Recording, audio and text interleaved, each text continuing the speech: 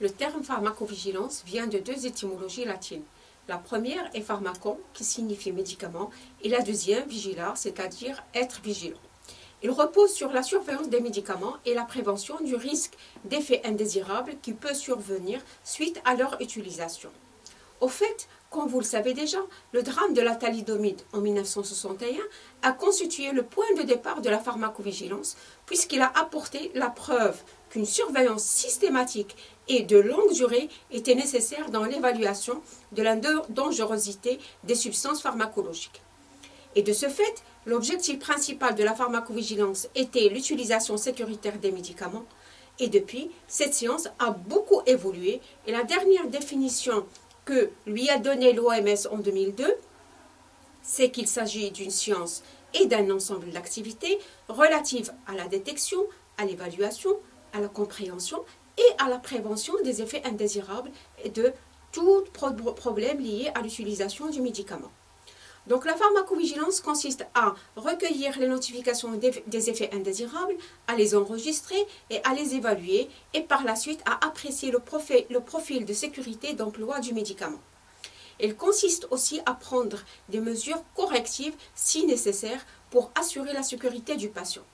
Et de ce fait, l'objectif principal de la pharmacovigilance est passé de l'utilisation sécuritaire des médicaments vers l'amélioration de la sécurité du patient. Elle est devenue une discipline transversale impliquant une collaboration interdisciplinaire. Et actuellement, elle occupe une place primordiale dans le système de soins. Les produits qui sont concernés par la pharmacovigilance sont les médicaments, les vaccins, les produits contraceptifs, les produits de diagnostic biologique et radiologique, les dispositifs médicaux, les produits diététiques et additifs alimentaires, les plantes et les produits de la pharmacopée traditionnelle, les produits homéopathiques, les cosmétiques et finalement les produits vétérinaires. Malgré tout ceci, plusieurs professionnels de santé se posent la question: pourquoi avons-nous besoin de la pharmacovigilance puisque nous prescrivons les bons médicaments à nos patients? La réponse est toute simple et que généralement les effets indésirables sont multiples, sont mal quantifiés et peuvent être rares ou graves. L'exemple que j'ai choisi pour vous montrer l'importance de la pharmacovigilance est celui du syndrome de Stevens-Johnson, qui est une maladie dermatologique aiguë, grave et potentiellement mortelle, souvent provoquée par des médicaments. La photo que je vous montre parle d'elle-même. Ce syndrome a une incidence d'environ 2 cas par million d'habitants par an, donc c'est un effet qui n'est pas fréquent, mais quand il survient, il est très grave. Voici quelques exemples de médicaments à haut risque qui sont impliqués dans l'apparition de cet effet indésirable. Il y a les sulfamides antibactériens, la carbamazépine, le phénobarbital et d'autres.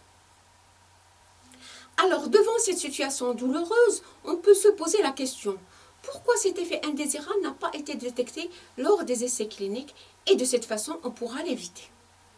En effet, malgré toute la rigueur qui entoure les essais précliniques et cliniques, les prévisions des effets indésirables recueillis avant l'autorisation de mise sur le marché restent incomplètes à cause des limites que ces essais présentent.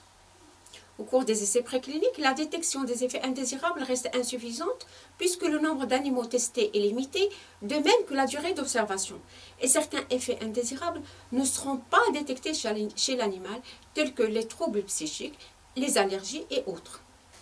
En ce qui concerne les essais cliniques, le nombre total de sujets inclus ne dépasse pas les 5000 personnes et la détection des effets indésirables reste limitée, surtout celle des effets indésirables graves qui, généralement, ont une fréquence d'apparition très faible. À titre d'exemple, on observe un choc anaphylactique pour 47 500 injections de pénicilline. Donc, statistiquement parlant, nous avons 95% de chances de détecter un effet indésirable qui a une fréquence de 1 sur 10 000 et cela en surveillant 30 000 sujets traités. Chose qui n'est pas possible au cours des essais cliniques. La deuxième limite de ces essais est que la durée d'observation des patients inclus est courte et on ne pourra détecter que les effets indésirables fréquents qui sont liés à l'action pharmacologique du médicament. La troisième limite est que les sujets à risque sont généralement écartés de ces essais, comme l'enfant, le sujet âgé, la femme enceinte, l'insuffisant rénal et l'insuffisant hépatique.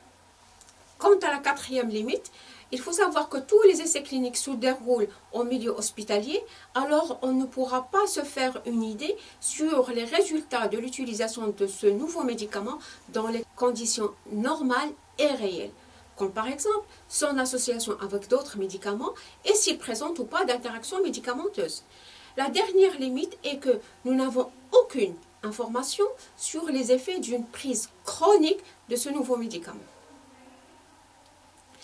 À toutes les limites que je viens de vous exposer, s'ajoutent d'autres limites telles que les grandes différences entre les populations. Ces différences se manifestent sur le plan génétique, culturel, social, mais aussi sur la prévalence des maladies et les médicaments utilisés. Par exemple, en Europe, on utilise beaucoup les antidépresseurs et les anti-inflammatoires non stéroïdiens. Par contre, en Afrique, on trouve les antituberculeux et les antipaludéens. Donc, en conclusion, la surveillance continue des médicaments après leur commercialisation est nécessaire.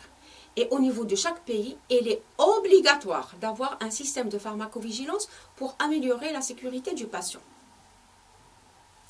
La pharmacovigilance s'intéresse aux effets indésirables qui sont liés aux propriétés pharmacologiques du médicament, aux problèmes liés à sa qualité et à tous les problèmes qui sont liés à son utilisation par le patient. Donc l'objectif principal de la pharmacovigilance consiste en l'amélioration de la sécurité du patient par la surveillance continuelle de l'impact sanitaire de l'utilisation des produits de santé et par l'évaluation du rapport bénéfice-risque de ces produits. Quant à ces objectifs spécifiques, ils sont premièrement la détection précoce des effets indésirables nouveaux et graves, deuxièmement la détection des augmentations de fréquence des effets indésirables connus, troisièmement l'identification des facteurs de risque et des mécanismes pouvant expliquer ces effets, et quatrièmement la diffusion de l'information nécessaire à l'amélioration de la prescription et de la réglementation du médicament. Ces objectifs seront atteints si la communication est bien installée aux différents niveaux du système de santé, essentiellement entre le patient et les professionnels de santé d'une part, et d'autre part entre le professionnel de santé et le centre de pharmacovigilance et les autorités de santé.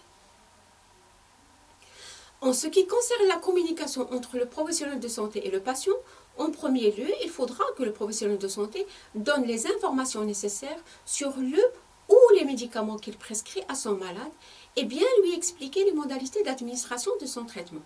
En retour, le patient devra rendre compte au professionnel des effets bénéfiques, mais aussi indésirables des médicaments qu'il a pris durant la période de son traitement.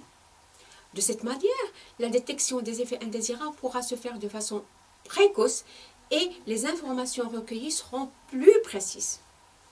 Dans un autre niveau, la communication entre le professionnel de santé d'une part et le centre de pharmacovigilance et les autorités de santé d'autre part devra être aussi effective. C'est-à-dire que les professionnels de santé devront communiquer au centre de pharmacovigilance leur expérience avec les médicaments qu'ils prescrivent en notifiant tous les effets indésirables que leurs patients ont présentés. À son tour et après avoir mené toutes les investigations nécessaires, le centre de pharmacovigilance et les autorités de santé devront communiquer aux professionnels de santé toutes les informations qu'ils doivent savoir sur les médicaments et les produits de santé.